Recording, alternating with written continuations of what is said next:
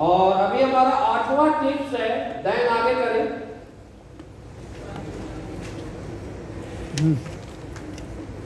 ये पानी रखो इसमें। हमारे से सब लिख लो, चलते रहो, कोई लिखने नहीं। फेयर ऑफ फेलियर्स, असफलताओं का डर। मैक्सिमम लोग दुनिया में इसीलिए हारते हैं क्योंकि वो डर उनके माइंड में होता है कि मैं फेल ना हो जाऊं। राइट? मेरी बात समझ आ रही है आप लोगों को? यस। कभी भी दोस्त दुनिया में कामयाब होने के लिए आपको डरना नहीं है। साउंड थोड़ा सा बढ़ा सकते हो, थोड़ा ज्यादा जोर लग रहा है इसमें। हेलो। कभी भी अगर आपको कामयाब होना है, सही है, दुनिया में आप चाहते हो कि एक आपकी अलग पहचान हो, आपका एक अलग नाम हो, तो असफलता से मत डरना। मेरी बात समझ आ रही है कि मैं फेल ना हो जाऊं। दुनिया में आपको एक चीज बताना चाहता हूं, मैक्सिमम लोग उन बातों से डरते हैं जो उनके लाइफ में कभी आता ही नहीं है।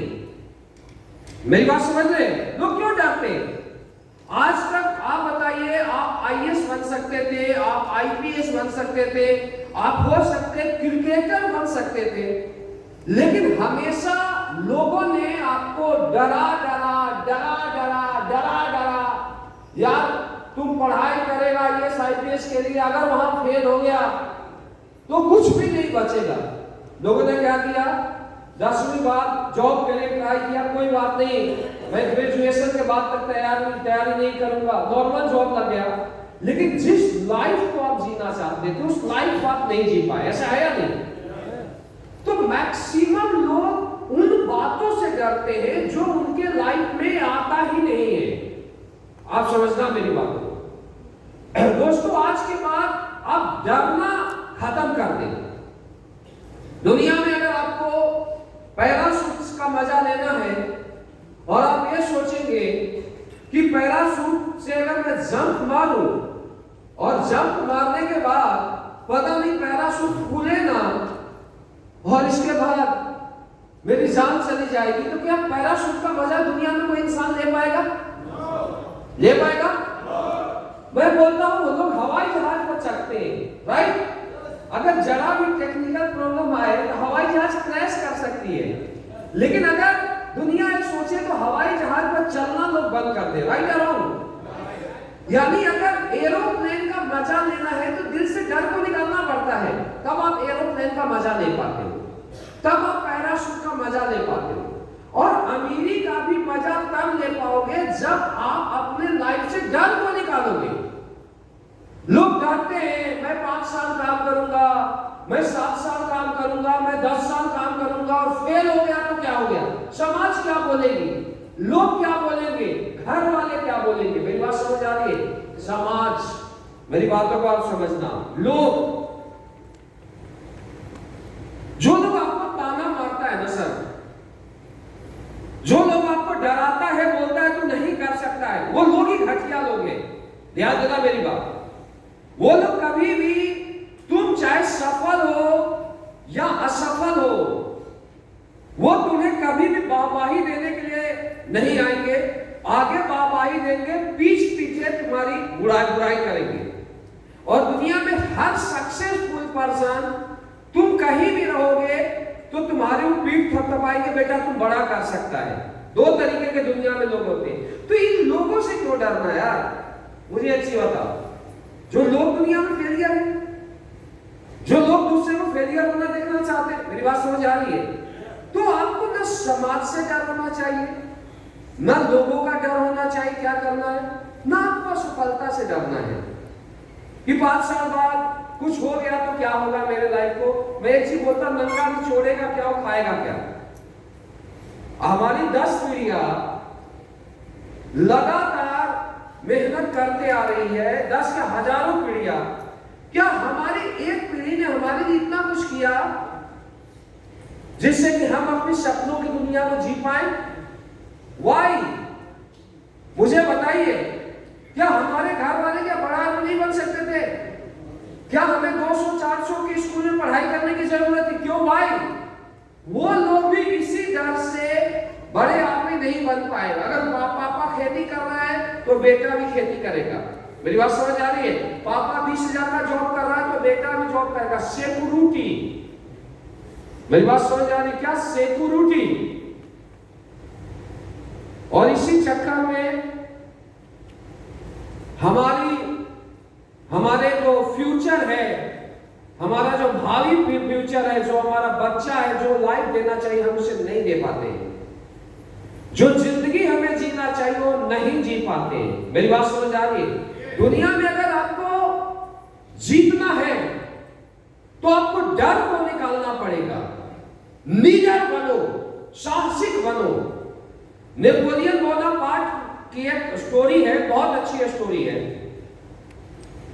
और नेपोलियन बोनापार्ट जब जाता है, एक पहाड़ी पर जाता है, और पहाड़ी पर जाने के बाद वो एक बहुत खतरनाक पहाड़ी होती है।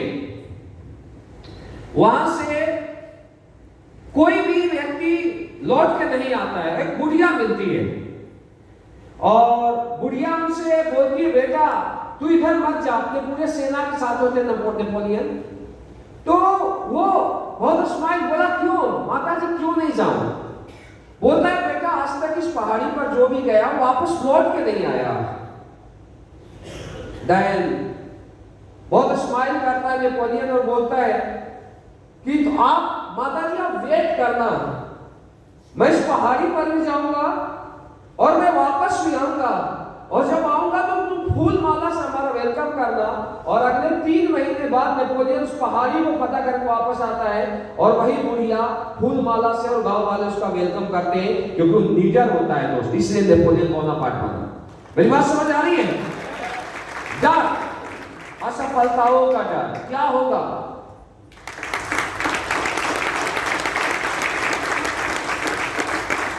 डरने वाले इंसान को दुनिया डराते रहती है। मेरी बात समझ आ रही है? डरने वाले इंसान को दुनिया हर जगह डराती है, और जो लीडर होता है दुनिया उसकी कदमों में होती है।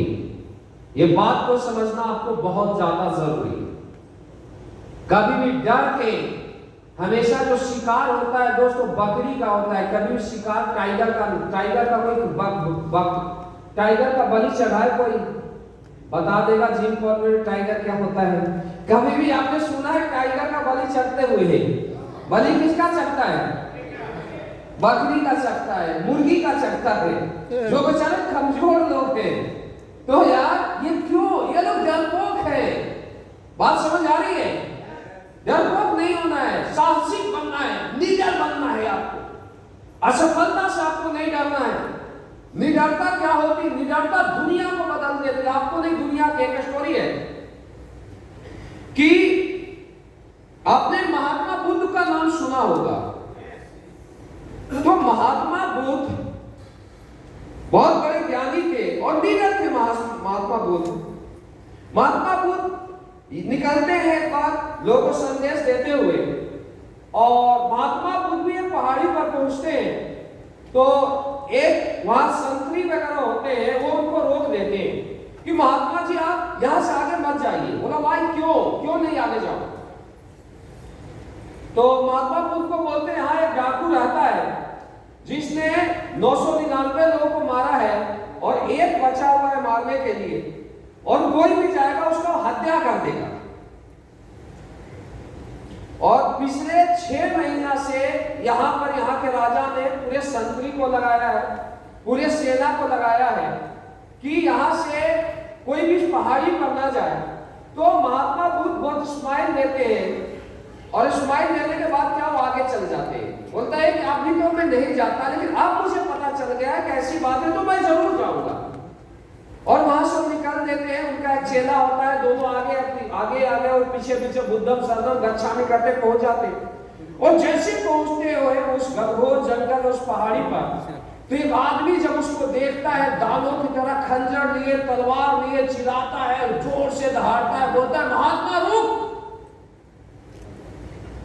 और जैसे वो बोलता है महात्मा रुक, उसके बाद महात्मा जी फिर भी चलते रहते मस्त चाल से, और वो चिल्लाता है, बोलता है महात्मा रुक। वो चिल्लाते चिल्लाते जस्ट उसके नजदीक आता है और महात्मा कुछ मस्त चल रहे होते हैं। जैसे उनके सामने आके खड़ा होता है खंजर लेके, वो 8 फीट का आदमी, बिल्कुल उंगली का माला पहने हुए आदमी को, और उससे पहले जब भी उसे कोई देखता था तो कांपने लगता था, भागने लगता था। लेकिन जब महात्मा को तेज को देखता है, सिर्फ खड़ा हो जाता है, आगे बोलता है महात्मा रुक, नहीं तो मैं काट दूंगा। और जैसे सामने देखते हैं महात्मा जी मुस्कुराने लगते थे। वो बोलता है तू मुझे नहीं जानता मैं कौन हूं। तो महात्मा जी मुस्कुराते हैं और बोलते हैं महात्मा बुद्ध, मैं जानता हूं कि तुम कौन हो, तुम उंगली माल हो, और मैं तो रुक गया हूं, तुम कब रुकेगा ये बता। वो बोलता है कि मैं तुझे काट दूंगा, मैं प्रण किया हूं 999 काटा हुआ, कुछ सेकंड तेरे पास है, तुझे जो बोलना है बोल, मैं काट दूंगा तुझे। लेकिन महात्मा का जो तेज होता है, स्माइल होता है, उसकी हिम्मत नहीं करती खंजर चलाने का। और उसके बाद महात्मा बोलते ठीक है, मैं तेरे प्रतिज्ञा को पूरा करवाने के लिए भी आया हूं, लेकिन तू मुझे काटेगा, उससे पहले एक काम करना है, पेड़ है, इस पेड़ के टहनी को काट दे। और बोलता है, जैसे बोलता है, बोला इस पेड़ के टहनी को काट, मेरे काटने से मतलब टक से चाप तलवार उठाता काट देता है। अब वो बोलते हैं कि वापस जोड़ इसे। बोला महात्मा तुम क्या बात कर रहे हो, क्या कटी हुई चीजें क्या जुड़ती है। तो महात्मा बोलते हैं मैं यही तो तेरे से बोल रहा हूं, तूने 999 को काटा, उसमें से एक को जोड़ के दिखा, तब मैं तुझे जानू कि तू उंगली माल है।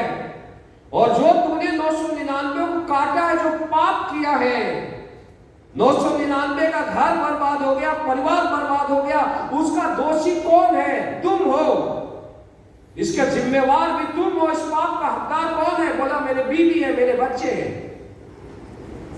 बोला तेरे पाप का हकदार कोई नहीं, सिर्फ तुम हो।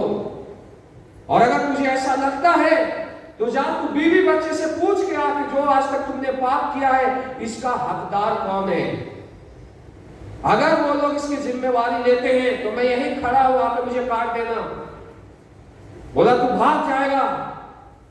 बोला मुझे रस्सी से बांध दो इस पेड़ के चारों तरफ, और मैं तुझे यही मिलूंगा, लेकिन तुम उन लोगों से पूछ के आ कि जो तुमने पाप किया है, इसका हिस्सेदार कौन है। रस्सी से बांध देता है और जाता है दौड़ते हुए, सबसे पहले बच्चे के पास जाता है, बेटा मैं तुम्हारे लिए इतना कुछ किया, इतना पाप किया, अपने तुम्हारे लिए किया, क्या तुम मेरे पाप के थोड़ा सा भागीदार बनोगे। बोला नहीं, मैं क्यों बनूं, कर तूने किया है, भोगेगा भी तुम। मैं क्यों बनूं, तुमने लोगों को मारा है, तुमने काटा है, मेरे बाप हो, आपका काम था मेरा पालन पोषण करना, आपने किया, लेकिन जो आपने पाप किया उसका हकदार आप ही हो। उसकी आंख खुलती है, वहां से भागता है बीवी के पास। बोला हमने इतना पाप किया, इतना कुछ किया तुम्हारे लिए, तुम तो मेरी अर्धांगिनी हो, तुम मेरी पत्नी हो, मैं जो पाप किया हूं इसका हकदार कुछ तो तुम बनो। बोलता मैं क्यों बनूं, पाप आपने किया है, किया आपने है, भोगोगे भी आप ही। मैं आपकी पत्नी हूं, आपकी बातों को मानता हूं, मैं अपना कर्म करता हूं, आप अपना कर्म करते हो। पाप आपने किया है, आपको ही इसका फल मिलेगा। मैं 1% भी आपके पाप का भागीदार नहीं हूं। आदमी की आंखों में आंसू आ जाता है, उस डाकू के आंखों में। वहां से भागता है रोते हुए, महात्मा की तरफ भागता है। भागने के बाद सीधा महात्मा के पास आता है और महात्मा के पैरों में गिर जाता है और बोलता है महात्मा, आज मैं बीवी के पास गया, आज मैं बच्चों के पास गया, आज मेरी आंखें खुल गई कि मैं जिसके लिए सब कुछ किया था, मेरे पाप का 1% भी भागीदार ना तो मेरी बीवी है, ना तो मेरे बच्चे हैं। बताओ और महात्मा जी जैसे खुलते उसके तरफ देखते भी नहीं, पीछे मुड़ जाते हैं, बुद्धम शरणम गच्छामि करते हुए चल देते हैं। और वो पापी उनके पीछे जाते जाते जाते डाकू पीछे जाते रहता है। और उनके साहस के चलते एक डाकू बुद्ध